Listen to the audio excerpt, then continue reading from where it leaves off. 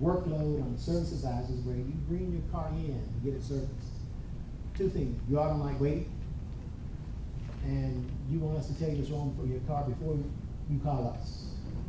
That's really, really difficult to do. Car business. And you got cars and a limited number of people back there, and you don't know from one day to the next how many you're going to service.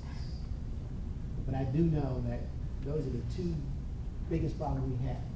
Customers bring their car in our dealership to get service, and not just my store.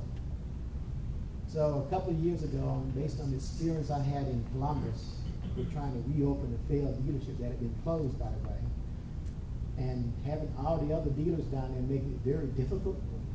So I told you I was the first black to step down in Columbus. So every time I hired a good service advisor, they offered more money. They went away. So I said, I need to fix this. I need a machine. So out of this experience in Columbus came this concept that I have since patented called Digital Service Advisor, where we are entering, and IBM is programming the system for me, by the way. I already built a prototype, and General Motors have said we want to come on up to Detroit for a third meeting.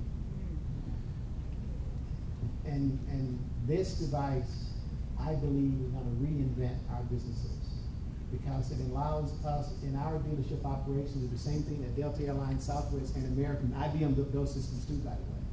When, instead of waiting for an attendant, you can swipe your card, get a boarding pass, and hop on the plane.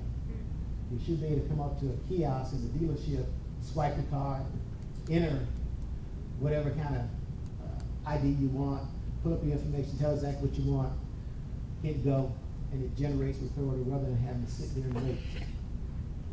But you also want the ability to be able to check the status on your smartphone, any other personal device, your laptop, anywhere else, by the way.